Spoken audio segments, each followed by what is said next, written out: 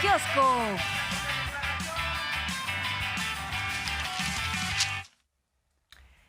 Estamos de regreso y no le va nada mal a la casta dorada del Poder Judicial, a la cúpula, ¿no? Porque les pagamos boliche, lucha libre, prestaciones que tienen que ver con cirugías, pero también sus casas, sus remodelaciones, se sirven con la cuchara grande. Así se acostumbraron, ¿no? Y son 13 de 14 fideicomisos que está proponiendo Morena quitar junto con sus aliados. Pero interesante, por ejemplo, ahora que tienes el Universal, estimada Azul, ahí ya vimos algunas claves, ya vimos hacia dónde se va a mover la oposición, ¿eh? Sí. O sea, quieren que los jueces definan, o sea, la oposición dice, nosotros vamos a meter una controversia porque no estamos de acuerdo en que eliminen estos 14,000 millones de pesos, pero que sean los propios ministros los que decidan. Exacto. Ah, no, bueno. De su suerte. Se las están poniendo muy fácil a los casi ministros. Nada juez y parte, sí. Y es importante poner esto en el contexto de lo que hoy recuerda el presidente.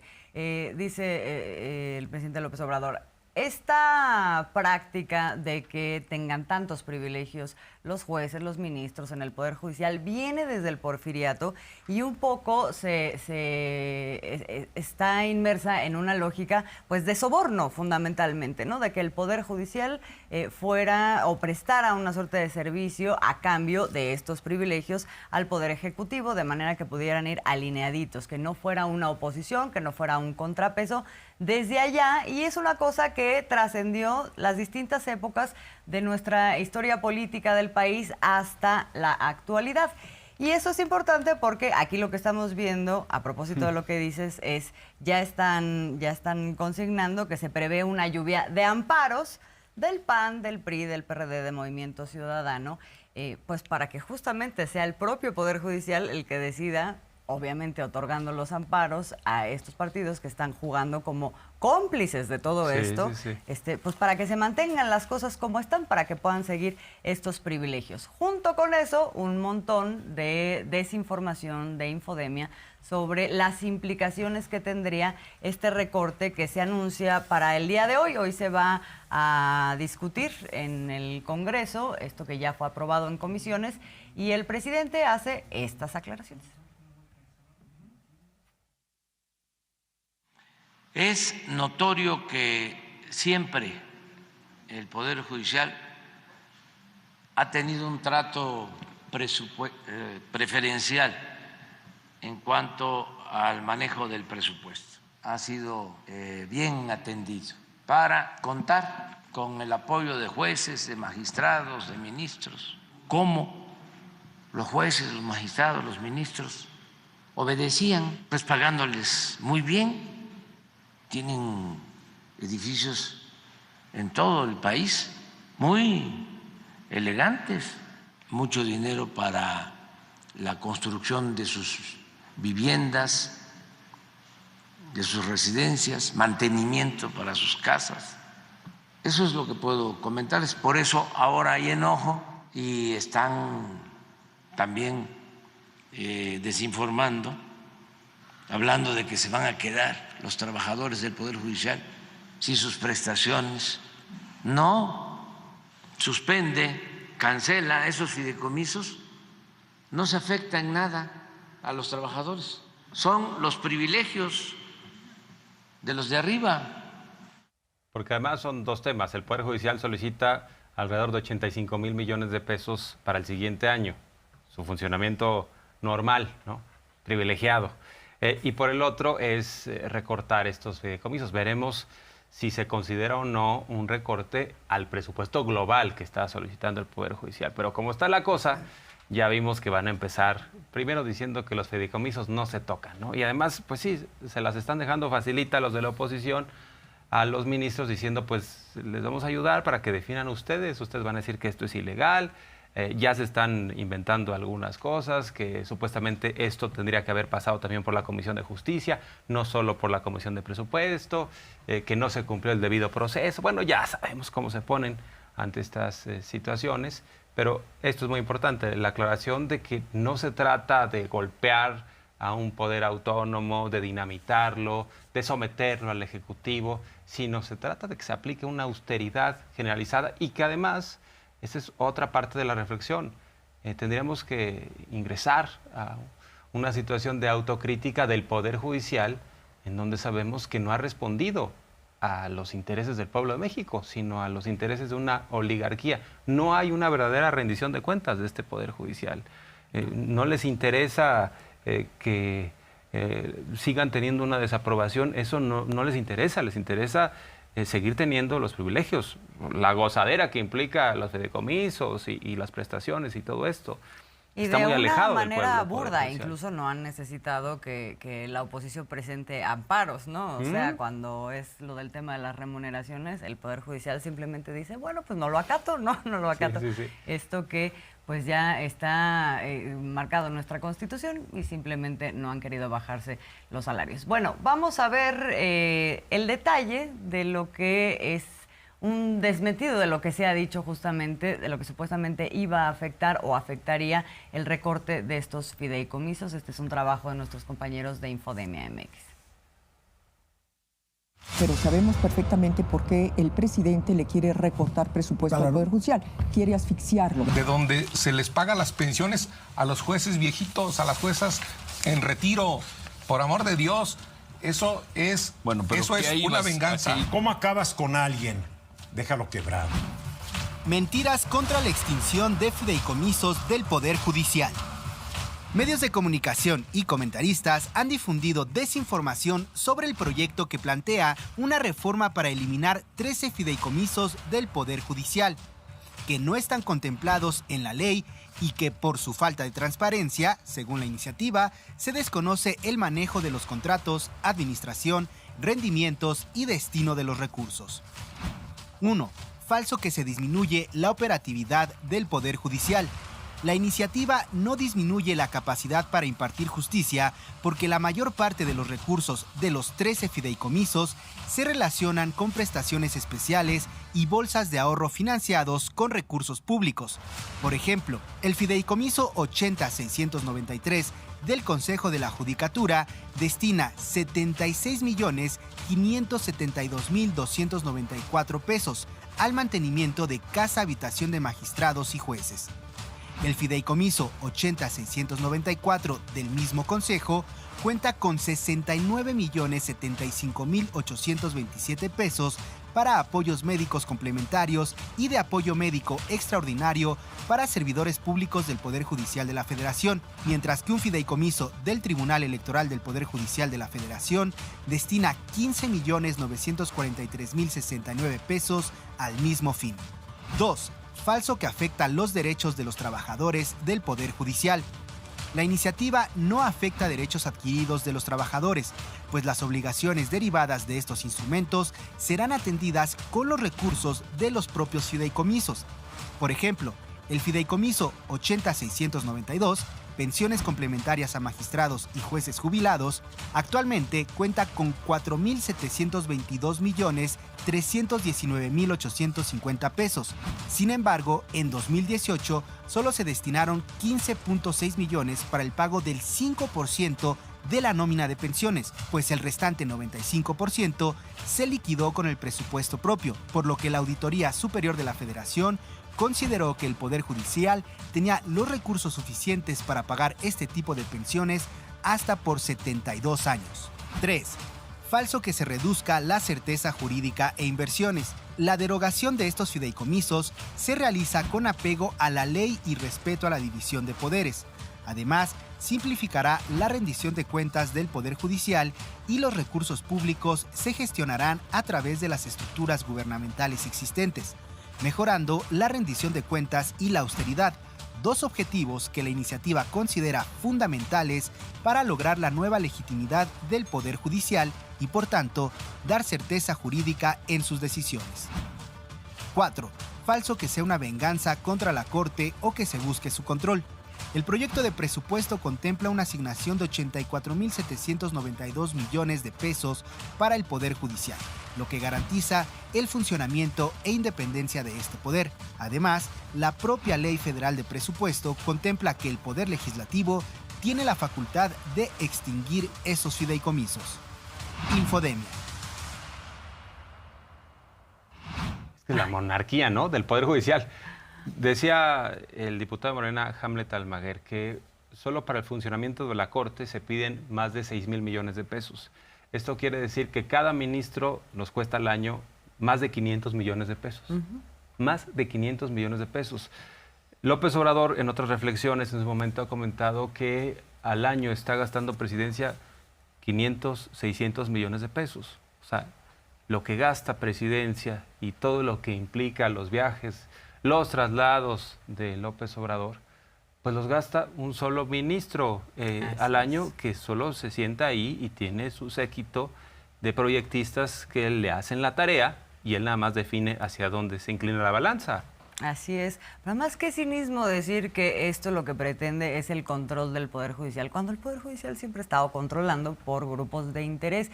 Y justamente eso lo demuestra estos amparos que se quieren meter, que son de partidos que a la mera hora han estado siempre relacionados con esos grupos de interés económico. Y bueno, para muestra, Claudio X González dirigiendo pues toda la alianza opositora, ¿no? O sea, ni más ni menos, sí, que son los que al mismo tiempo tienen despachos de abogados para echar a andar una serie de amparos a nivel económico y para sabotear políticas de gobierno que afectan estos intereses particulares. Entonces, sí, de verdad, el cinismo es bastante largo aquí en este tema, y con él, pues muchas mentiras que ya ahora estamos viendo cómo pues carecen del sustento más elemental. Y a propósito del quién es quién de las mentiras, porque este es un tema con respecto a las mentiras que se están diciendo, pero hay otros que ahorita le vamos a presentar. Pero a propósito de eso, ya le comentábamos de la asistencia pues extraordinaria el día de hoy de este periodista, este escritor Ignacio Ramonet, en la conferencia matutina, y se dio este intercambio muy interesante con el presidente. Así es, porque Ignacio Ramonet reconoce el instrumento de las mañaneras como un ejercicio inédito de comunicación, en donde también reconoce que el presidente López Obrador responde todas las preguntas, lo hace con humildad y también hace valer su derecho de réplica. Y por el otro lado también López Obrador hace esta reflexión muy puntual sobre el papel de los medios en México, algunos pues muy vinculados a sectores empresariales y que estarían dispuestos, lo que sugiere López Obrador, a algunos dueños, de entregar cabezas, ¿no?, como si fueran ofrendas al presidente, para que el presidente a cambio les entregara jugosos negocios, como solía pasar en los sexenios anteriores. Y el presidente dice, no, yo no mando señales. A mí cuando me pregunta algún dueño de un medio de comunicación, oye, ¿qué te parece tal o cual?, yo ni digo nada, porque no le voy a entrar a ese juego de pedir cabezas a cambio de negocios. Ese modelo de comunicación ya se rompió, y esto es muy interesante también reconocerlo. Vamos a ver.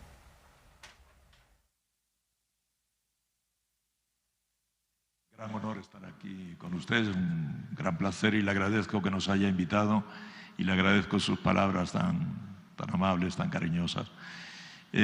Para mí era, como periodista, tenía mucho interés en asistir a una mañanera, porque creo que usted ha iniciado una forma muy diferente de dirigirse a la vez a la población y a los medios.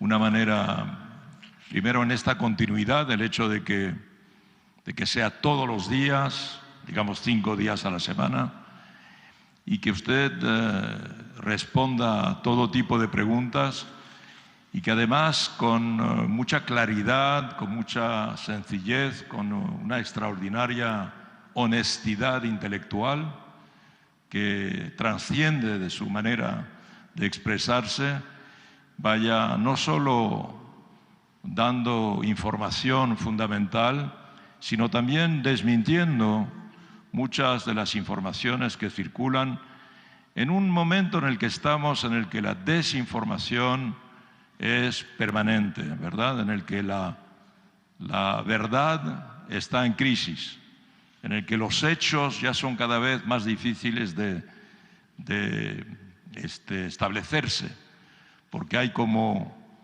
un bombardeo permanente de mentiras, lo que se llama las fake news, hay toda suerte de hechos alternativos, y las redes sociales han creado un ecosistema mediático hoy que crea mucha confusión y que crea mucha suspición sobre lo que es la verdad y sobre lo que sería una información creíble.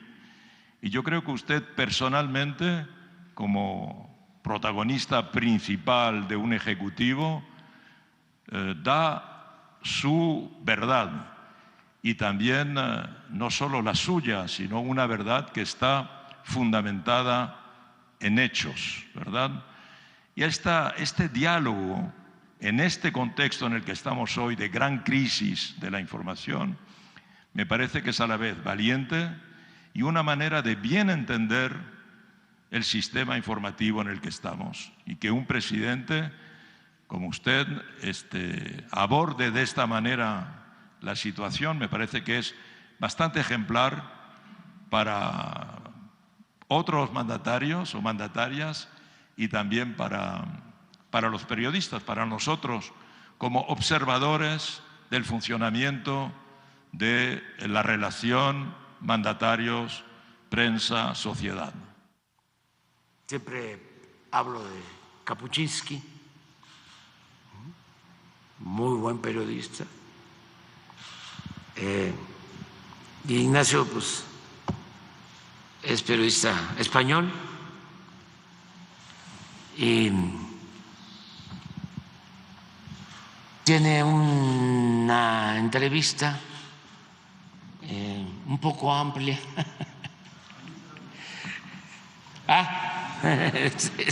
Sí, a ver, es todo un volumen. Un placer para mí, gracias, está dedicada, un gran placer para todos. Le doy muchos saludos, muchos amigos. Sí. Ven.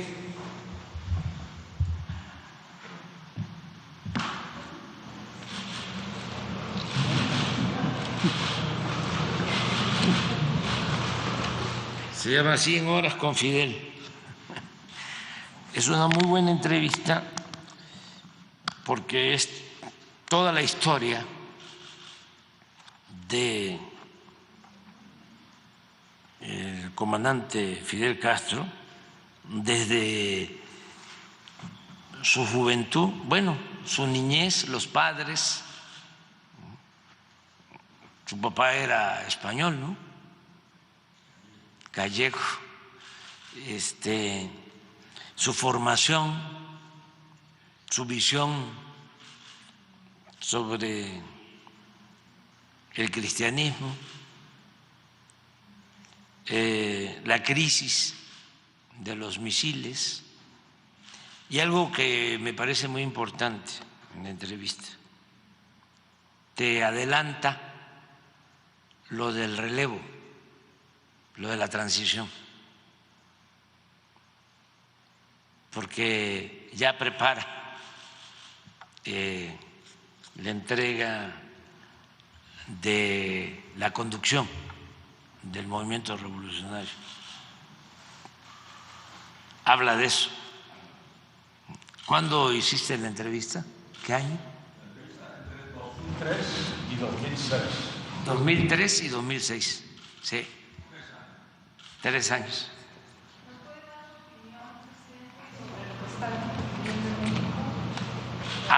Ya mi opinión es que es bienvenido aquí a nuestro país. Vamos, es un diálogo circular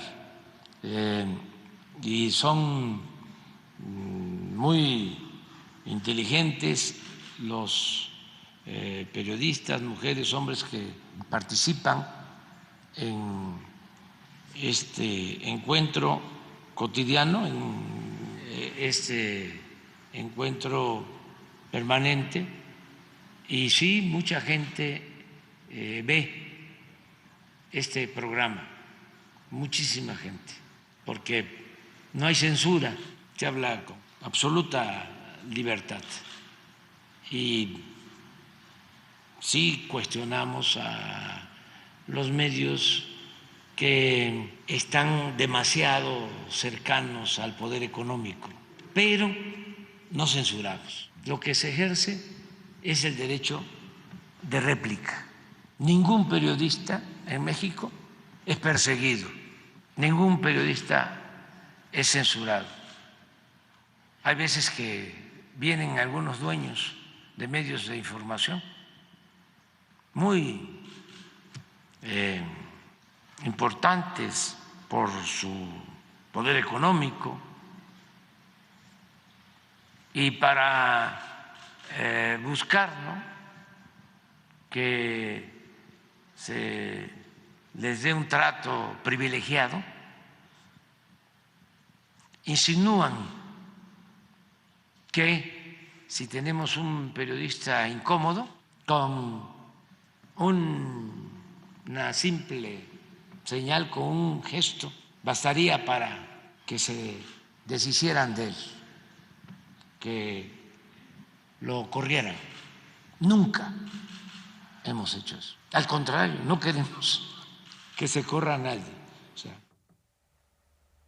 bueno, pues ahí las reflexiones y este intercambio. Y ahora sí tenemos el resto de mentiras que fueron desmentidas el día de hoy en el quién es quién.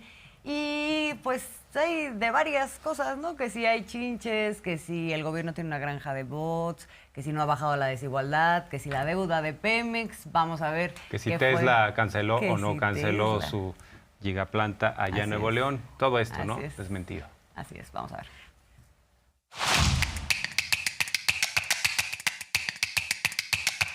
Como cada miércoles se presentó el informe de las principales mentiras que se volvieron tendencia en redes y medios de comunicación durante la última semana. La primera mentira fue la de la supuesta huida de Tesla de Nuevo León hacia Austin, Texas, por presuntos retrasos y falta de apoyos. Esto fue aclarado por el propio gobernador Samuel García y el vocero de Tesla, Rohan Patel, quienes afirmaron que la construcción de la gigafábrica sigue en pie. Las que sí llegaron a suelo mexicano de acuerdo con los medios fueron las chinches. Sin el menor rigor periodístico, medios como N+, y TV Azteca, entre otros, afirmaron que la plaga de chinches que azota parte de Europa ya estaba en México y se expandía a la velocidad de la luz. Esto fue negado por la Secretaría de Salud. Pero más rápido que las chinches, se expandió en medios la información sobre una supuesta granja de bots que trabaja para el gobierno de México. Esta imagen, además de falsa por corresponder a un centro de atención telefónica brasileño, busca también enmarcar una realidad inexistente, ya que la administración del presidente López Obrador no utiliza esta estrategia o ninguna otra para manipular la percepción mediática. Por otro lado, medios como France 24, López Dóriga Digital y Milenio hicieron eco de la ineficacia de los programas sociales para abatir la pobreza en México, esto derivado de un informe de la Organización para la Cooperación y el Desarrollo Económico. El nado sincronizado de los medios tergiversó la información y olvidó apuntar que el informe presentó datos de 2020. Los medios no cuestionan que la propia OSD use estos datos y los presente como si fueran de 2023. Pese a la campaña de desinformación, su propio informe le otorga un avance a México de 3 posiciones en la reducción de la desigualdad, ello sin tomar en cuenta los datos del INEGI presentados este año, los cuales reflejan que en los últimos 2 años, 8.9 millones de personas salieron de la pobreza gracias a las políticas económicas del gobierno de México. La última aclaración fue sobre la cruzada de reforma contra Pemex. En sus diversos espacios, la empresa de Alejandro Junco ha buscado posicionar la idea de una deuda en Pemex, lo cual es falso. En realidad, la deuda de Pemex se redujo en 17.1% desde 2018. Mañanera 360.